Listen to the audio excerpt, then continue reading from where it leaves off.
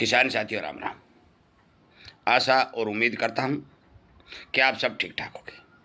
साथियों, चर्चा करने जा रहे हैं सोयाबीन के भाव के ऊपर, क्योंकि सोयाबीन के भाव के अंदर जो उठापटक देखी गई है और हमने जो आपको कहा था कि भारी मंदी और भारी तेजी के संकेत हमें दिखाई नहीं दे रहे हैं, उसके चलते जो भाव बन रहे हैं उसके हिसाब से वो रिपोर्ट सही निकली है कि ना भारी तेजी है तो ना भारी मंदी है। अब आपको मैं दो चार बातें जो बताने जा रहा हूं, ये बातें आपको गौर करके सुननी चाहिए और आगे का जो आपका रुझान है, आपका विचार है, माल बेचना है या नहीं बेचना है, इन बातों को ध्यान में रखकर ही ये काम करना चाहिए ताकि आपको नुकसान नहीं हो। हम किसान होने के नाते अनेक जानकारी जो आप तक पहुंचा रहे हैं, मुझे पता है कि सोयाबीन के ऊपर हमने जितनी भी जानकारियां दी हैं काफ़ी किसानों को फ़ायदा हुआ है, क्योंकि हमारी सोशल मीडिया के ऊपर चाहे किसी ने कुछ भी कहा हो, हमारे मित्र सभी समाचार देते हैं, परंतु हमने सबसे पहले आपको कहा था जब 4500-4400 रुपये सोयाबीन बिक रही थी कि सोयाबीन के भाव अच्छे मिलेंगे, और वो भाव मिल भी रहे हैं। परंतु काफ़ी किसानों के हमारे पास कमेंट आते हैं, शाम को 8 बजे से 9 बजे तक 1 घंटा हमारा लाइव सेशन चलता है, उसमें भी व्हाट्सएप पर भी अब सोयाबीन में हम क्या करें। साथियों, इस प्रश्न का उत्तर है तो बहुत कठिन, परंतु फिर भी हमारे पास जो जानकारी है हम वीडियो के माध्यम से आप तक साझा करने जा रहे हैं।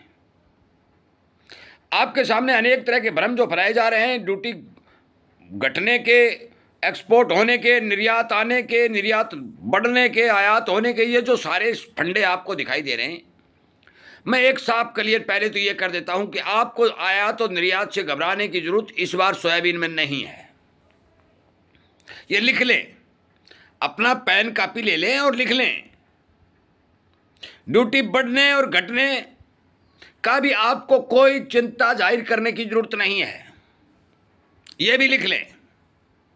मैं सोयाबीन के किसानों को बताना चाहता हूं और मैं उनको यह भी बात कहना चाहता हूं कि आप हमारे चैनल के साथ जुड़ोगे, सब्सक्राइब करोगे, घंटी का बटन दबाओगे तो आपको वो जानकारियां मिलेंगी जो आपको हजारों रुपए में नहीं मिलेंगी, क्योंकि हमारा जो किसान हित में अभियान चलाया जा रहा है, इसका मकसद है ये कि किसानों को एक को जगा करके उनको सटीक जानकारी देनी है।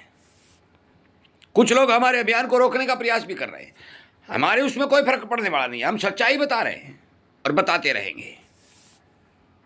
इसीलिए कहते हैं कि आप शेयर करिए, किसानों तक ये बातें पहुंचाइए ताकि पिछले 3-4 सालों में जो नुकसान हुआ, जो सोयाबीन के किसानों को भारी भरकम नुकसान हुआ, उस नुकसान की कुछ भरपाई हो सके। साथियों, मैं आपकी जानकारी के लिए बता दूं कि हमने जो बात कही है कि ना भारी मंदी है ना भारी तेजी है, हम उस बात के ऊपर अडिग हैं। हमने 6500 के टारगेट दिए थे कि 6500 प्लस सोयाबीन जाएगा, वो जा रहा है, चल रहा है। अभी भी आज भी महाराष्ट्र के लोतापुर में 7220 रुपये के भाव, प्लांट भाव बताए गए हैं। ये भी समाचार आए हैं कि आज शाम तक 10-20-50 बढ़ सकती है, 100 बढ़ सकती है, 10-20 घट सकती है, वो एक अलग बात है, परंतु वो नहीं है कि बहुत भारी मात्रा में गिरावट आ जाएगी। एक बार थोड़ी गिरावट बनी, वो बहुत हाईएस्ट भाव थे। ये इस तरह के झटके कभी कभी लगते हैं, इस पर हमें आपको विचार करना चाहिए। परंतु जो बात अब आप पूछ रहे हैं कि आगे क्या होगा, मैं उसका उत्तर देने जा रहा हूं। साथियों, आगे सोयाबीन के भाव प्रकृति के हाथ में हैं, ये नोट कर लें। जो खबरें आ रही हैं कि एल नीनो आएगा, बरसात कम होगी, बिजाई प्रभावित होगी और फिर इनके हिसाब से उत्पादन कम होगा, ये बात यदि सटीक उतरती है तो आप सोयाबीन के भाव के तीर का निशान ऊंचा कर लीजिए। ये ध्यान रखने वाली बात है। यदि ये मैंने जो आपको बात अभी से बताई है कि बरसात कमजोर रहती है, बिजाई का बिजान घटता है, उत्पादन के ऊपर प्रभाव पड़ता है, जिसलिए पिछले साल हमने बताया कि 70-75 लाख बोरी पैदा होगा, 75 लाख टन पैदा होगा, उससे ज़्यादा नहीं होगा। और ये काम कैसे चला, इतने दिन जो काम चला, ये किसानों के पास पुराना जो मंदी चल रही थी वो स्टॉक बाकी था। बाजार के अंदर जो माल अब तक आ रहा है, मिल रहा है। साथियों, ये 22, 23, 24, 25 जो मंदी चली और आपको नुकसान हुआ, वो माल स्टॉक का बाजार के अंदर कट के ये भरपाई हुई है। परंतु इस बार इस बार सोयाबीन स्टॉक की लाइन फसल आने से पहले खाली होने जा रही है। सरसों वाली कहानी बनेगी, क्योंकि सरसों के अंदर भी 2025 के जनवरी और फरवरी में लाइन खाली हो चुकी थी, माल नहीं था। वो सेम कहानी सोयाबीन के अंदर बनेगी कि माल नहीं होगा, लाइन खाली होगी। एक बात देखिए, भगवान कोई नहीं होता। यदि बरसातें अच्छी हो जाती हैं, भाव के चलते भारी मात्रा में सोयाबीन की बिजाई हो जाती है और किसान मक्का की तरह सोयाबीन के भाव बहुत भारी मात्रा में उत्पादन कर करके ऊंचे प्राप्त करना चाहता है, तो ये संभव नहीं है। ये नोट कर लें, ये भी लिखने वाली बात है, लिख लें। यदि आप बेहताशा बिजाई करोगे, बेहताशा उत्पादन बढ़ेगा, तो भाव आपको नीचे गिरते हुए दिखाई देंगे, क्योंकि भाव हमेशा प्रोडक्शन, डिमांड और खपत पर चलते हैं। डिमांड, सप्लाई, ये तीनों चीज़ भाव के मामले में बहुत बड़ा रोल अदा करती हैं।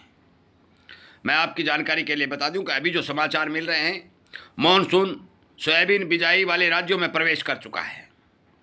अब आपको नज़र रखनी है कि सोयाबीन की बिजाई कितनी हो रही है, फसल कितनी निकल सकती है, बरसात कितनी होने जा रही है।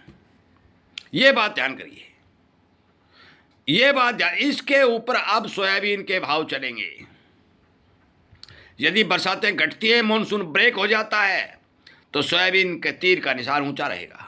यदि बम्पर बारिशें होती हैं, बम्पर बिजाई होती हैं, तो फिर भारी मंदी तो नहीं आएगी, परंतु फिर तेजी का भी बोलना सही नहीं होगा, क्योंकि फसल 2.5-3 महीने में आ जाएगी और लगभग 1-1.5-2 महीने तक जो पुराना स्टॉक है, इससे काम भी चल जाएगा। एक जानकारी और दे दूं, किसी भी तरह की अराइवलें बढ़ने के कोई समाचार नहीं है। सोयाबीन बेचने वाले कम हैं, खरीदने वाले ज़्यादा हैं। सरसों में तो ये कहानी नहीं है, सरसों में तो बेचने वाले बराबर हैं, खरीदने वाले बराबर हैं, परंतु सोयाबीन में बेचने वाले कम हैं, खरीदने वाले ज़्यादा हैं। ये इसकी उल्ट कहानी है, ये ध्यान रखने वाली बात है। अब बात करता हूँ विदेशों की। आप आयात और निर्यात के ऊपर और आ जाइए साथियों। एक वीडियो इस लड़ाई, अमेरिका इजराइल की लड़ाई का आज मैं अपलोड कर दूंगा। अभी क्या होने जा रहा है, ये अफवाह जो है चल रही है, बंद हो गई, वो हो गया, विराम हो गया, फलाना हो गया, ये आपका क्लियर करने के लिए एक वीडियो और बना दूंगा।